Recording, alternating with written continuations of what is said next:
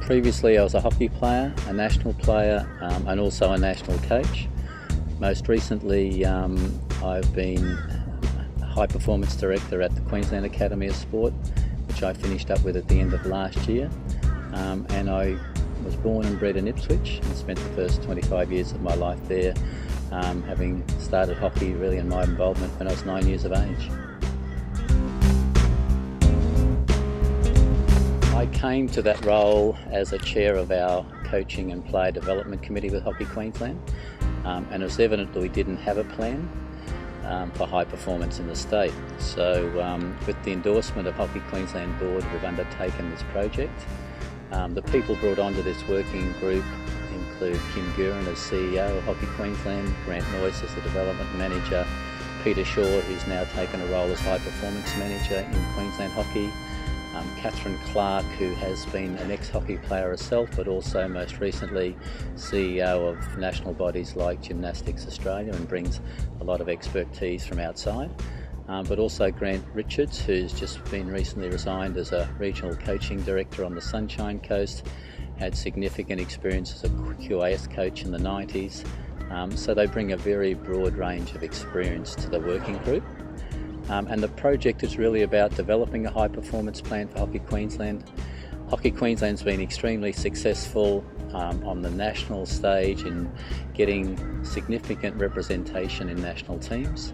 It's a proud record over the last 15 or so years that Queensland's contributed 25% of the Hockeyroos and the Kookaburra squads, but it's been very successful at national championship level.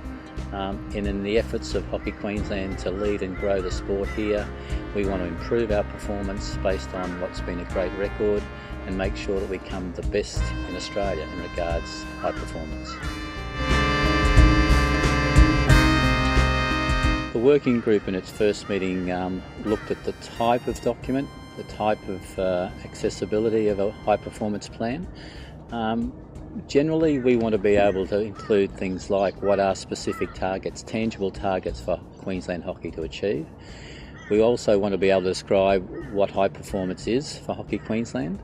We understand that different stakeholders, whether they be member associations or the state body or Hockey Australia, may consider high performance to be different depending on their organisation. So in it, we want to be able to describe the roles and responsibilities of the various support agencies or stakeholders in the pathway of a talented athlete in Queensland. And if we can do that and get alignment, make sure that this particular document aligns with the strategic goals of Hockey Queensland, it aligns with a high performance plan for Hockey Australia, it fits nicely with where member associations see their role, then we can get something that's, again, articulates everybody's role and responsibility. Then we're going to be in a better position to efficiently become the leader in Australia in this area.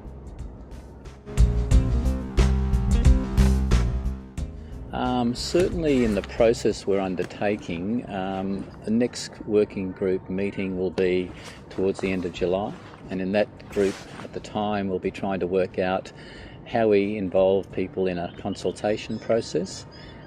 We would be looking to put some form of a skeleton plan out with various questions to stakeholders.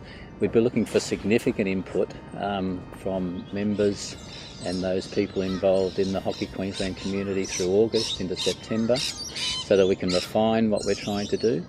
And through September, October, we'd be trying to refine the plan to the point where we could submit it to the Board of Hockey Queensland in November, hopefully get their endorsement, and then be able to put it out for publication for the broader community to be able to see and take that back to the community, hopefully having had very strong involvement from members, so that we have got buy-in, we have got something that is an ongoing document and something that will be refined in a working document, something that won't sit away in a closet, but something that on a yearly basis will be reviewed, something that we've modified and obviously as it's modified, improved.